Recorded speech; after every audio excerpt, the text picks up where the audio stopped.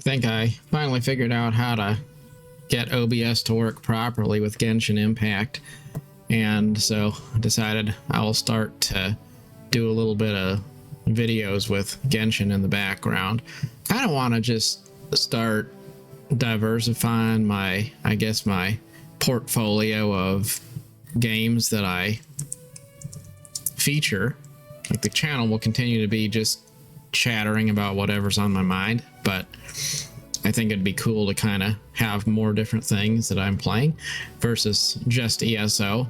And so I've been playing Lotro, I've been playing Genshin, been playing ESO, and so those are kind of the three all-time favorite games for me when it comes to open worlds. And so that'd be kind of cool if I could feature those on this channel. Maybe even some other gameplay too from other games like city builders and maybe RTS games. I don't know, maybe not, but we'll just kind of see how it goes. It has to be something where it's passive enough that I can just kind of chill out and do my thing and then talk while I'm doing it. And that's not every game.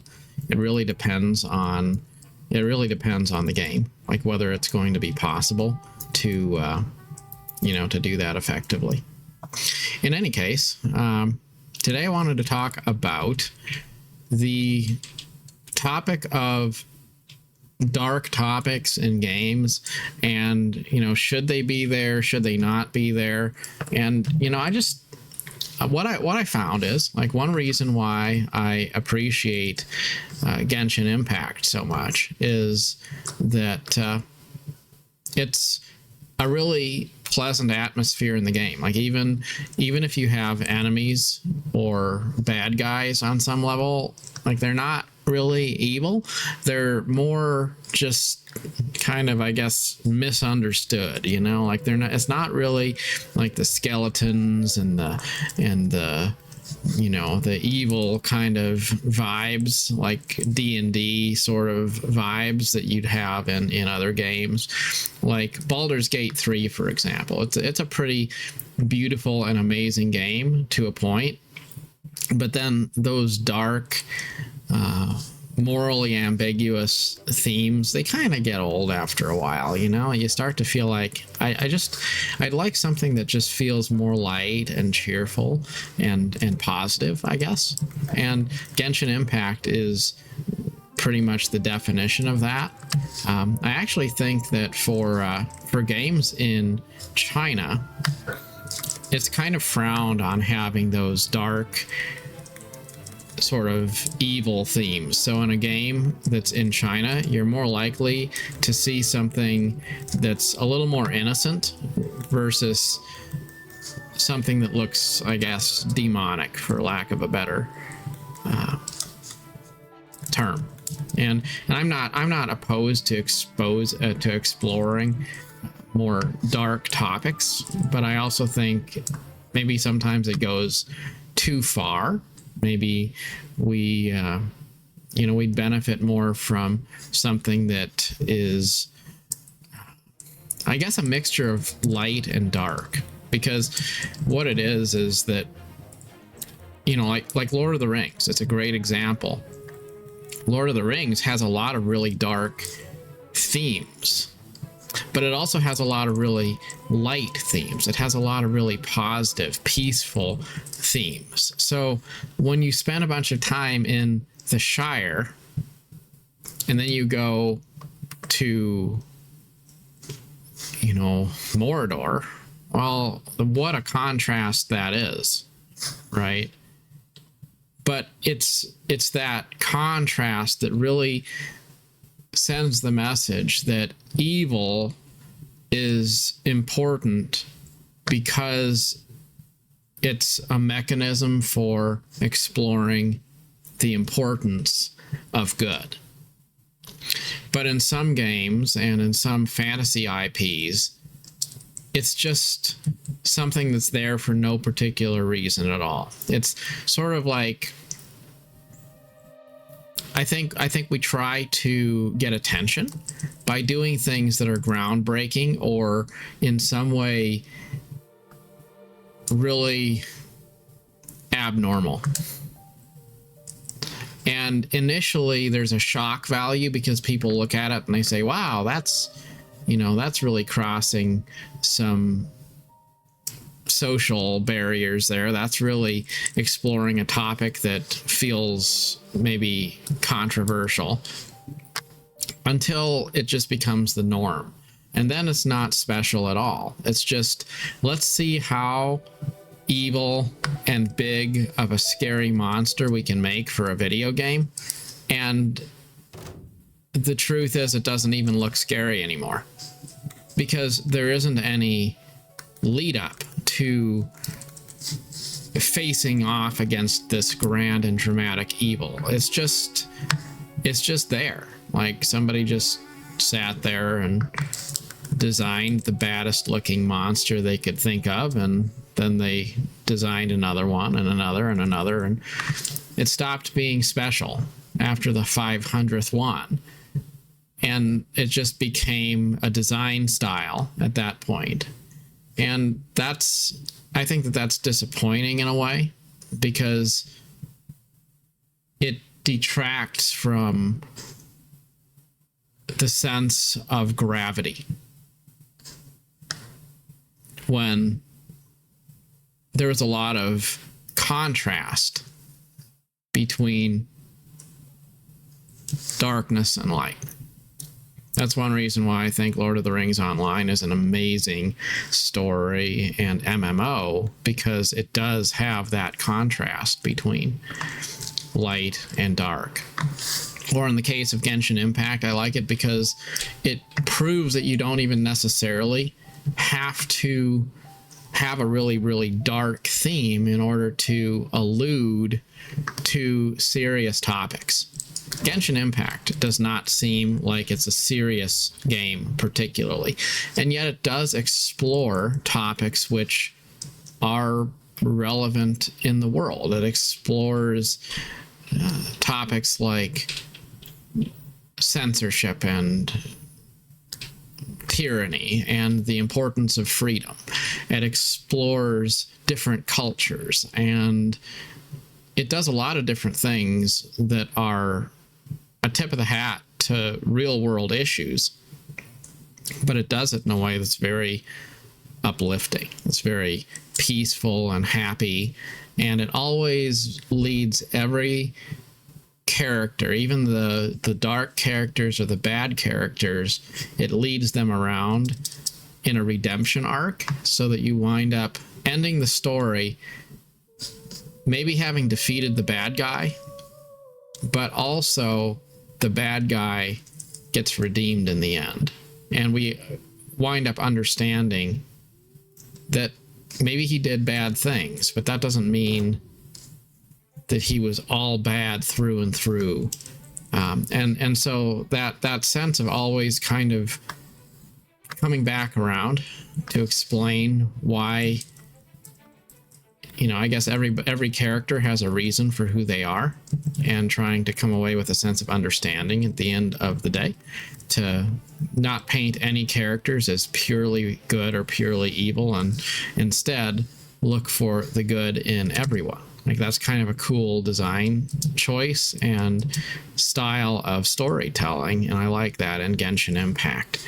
But I do think it's interesting when I compare Genshin Impact, Lotro, and Elder Scrolls. Like, Elder Scrolls is probably the most dark out of the three, but it's not without its own cozy elements and pleasantness as well. Like, that's why I play the game, because it does have a lot of beautiful elements as well as darker elements. But by the same measure, I also think it's interesting how, despite having the most maybe dark characters or dark mature themes, Elder Scrolls is probably the IP that I take the least seriously in terms of really caring. Like, in Elder Scrolls, like, it just doesn't matter. Like, if some dark lord showed up and opened a portal into somewhere, and, you know, there's the Daedra are pouring out of oblivion or whatever it is going on, like, nobody cares. That's just part of how it is, you know? So there isn't any sense of, wow, that's crazy, that's amazing. It's just a design element. Yeah, there's the you know, those guys who are more of like the dark, evil underworld kind of characters, and then there's the ones that are more good. But it's not like it's really impactful. It doesn't really impress. It doesn't really tell a story that you know, makes you feel like you particularly want to root for or against them overtly. And so I just think sometimes maybe games are too, you know, they try too hard to get a wow effect by going out of their way to introduce something that's edgy or dark, when really it only is meaningful if it's contrasted with themes that are equally light. And maybe because fantasy is an extension of real life philosophy, maybe one thing that we should think about is the possibility that we're too inclined to look for opportunities to be morally ambiguous. We try to steer away from the notion of saying, well, there's good and there's evil, and we stand for that which is good. Instead of doing that, we try to make a case that there is no such thing as good or evil. There is no need for redemption. There is no need for a fight between the black and the white. It's just, we should accept everything, challenge nothing. And maybe if we go too far down that path, we risk having the attitude that evil is good and good is evil.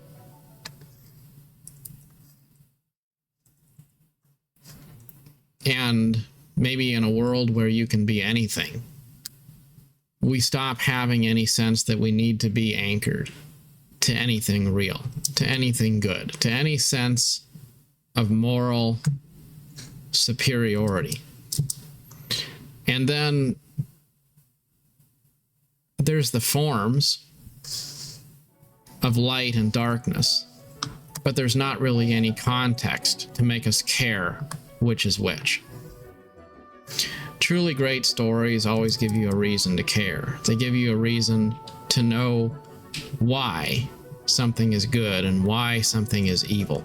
That's one reason why there's been so much blowback about Amazon's Rings of Power, because it still has the style of being a good versus evil saga.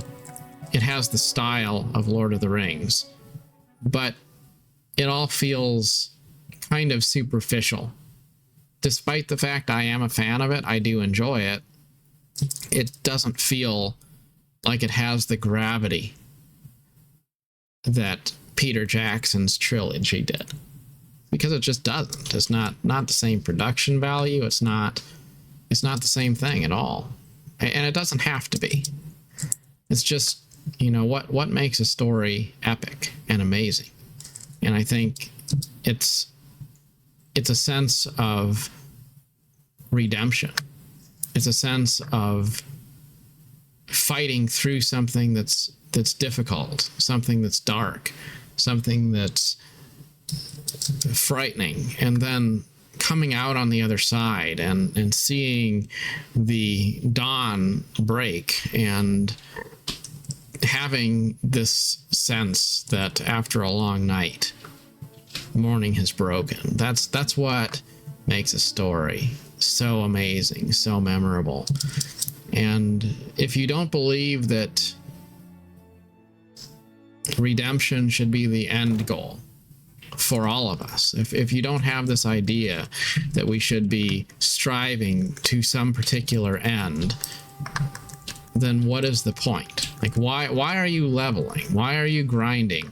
Why are you doing any of the things you're doing? And maybe this is a question for real life as well as in game. Why are you doing what you're doing if you don't believe that it's part of something noble, and that is part of something upright, that is part of something just and virtuous and valuable? Like, what is the point? What is the point of trying to do something greater than yourself if you don't really believe that there is such a thing as anything greater than yourself or any higher truth? If you don't believe that there's any value in anything, then what's the point? That's like people who say, well, you know, like nihilists that say, well, life has no particular value. Okay, well, that's fine. I mean, sure. So you believe that there is no higher value, there is no higher truth, and you're angry at people who believe that there is. Well, that's fine. But then if you believe that there's no higher purpose in life, then why do you care if other people do believe it? Why do you care if other people believe that their life has value if their life has no value? Why do you need to prove that? What difference does it make? Why not just let them believe whatever they want to believe? You know, so like when people say, oh, well, you know, you have to believe the truth that life has no purpose. Okay, that's fine. But why? If it's pointless, why do I need to believe it? You know? And there really is no answer to that. But the reason is because people do believe that life matters. They do believe that there's some higher truth, some higher purpose. And sometimes maybe we get so pessimistic about things that we actually want to prove that life has no value, that nothing is worth fighting for, because we don't really believe that. We really believe that maybe there is some higher purpose. Maybe there is some duty that we have for stewardship or for moral uprightness on some level. And we think if we did acknowledge that, then maybe it would spell duty on some level. And we don't want to face that. So we'd rather try to go out of our way to prove that nothing matters. Not because we believe it, but because, oddly, because we don't. The people who will try the hardest to be morally ambiguous are quite often the people who, you know, they don't really believe what they're putting out. They don't believe the lie they're telling. And you know, sometimes truth offends people because they'd rather a convenient lie than something that might require them to change course in their life. It doesn't matter. Like there's religious people who hang on to their old beliefs because challenging them would be too painful, too hard. There's people who believe that there is no purpose in life, and they will fight against anyone who believes there is any value in life because they, you know, they don't want to have to be obligated to any kind of duty or purpose. But it all comes back to, you know, to kind of come full circle and close this out, comes down to, you know, why do we have narrative devices in any of the fantasy that we consume? Our narrative device is there telling us stories, you know, of good and evil. Is it because we want to be inspired to do good? Or is it because we want to convince ourselves that good doesn't exist and we're under no obligation to do anything? we should be at peace with life. We should see that life is a tapestry of good and evil and black and white and darkness and light. And no matter how much you want to say that anyone is all evil or all wrong, the truth is there's two sides to every story. But I also think that believing that there isn't any point in fighting for anything is a dangerous place to be. We should be willing to see that all things are somewhat relative too. But to go so far as to believe that there is no such thing as any kind of absolute in the world, that there is no such thing as truth, well, that's kind of that rings pretty hollow after a while, doesn't it? Like, don't you need to accept that life has value, that there's something worth fighting for, and darkness should be dispelled? Like, don't you need to believe those things? Because if you don't believe those things, what do you have left? The truth is, life is empty if it just has the form of saying, well, you should always be fighting for something, but there's not any real explanation or understanding of why that fight is important. And that's the difference between maybe secular dark fantasy that doesn't really explain why the good should win, and perhaps a more traditional interpretation which understands that having a clear representation of stories that are absolutely good versus evil is a lot more meaningful than dark premises that just have the shock factor, but they don't have any real substance to back them up. So, how do you like your games? Do you like light, cheerful themes? Do you like dark, moody themes? What do you think makes a good story? And from a philosophical perspective, what do you think creates a game that's memorable, that actually inspires? I don't know. Something to think about, though. Anyways, till next time. Thanks for watching.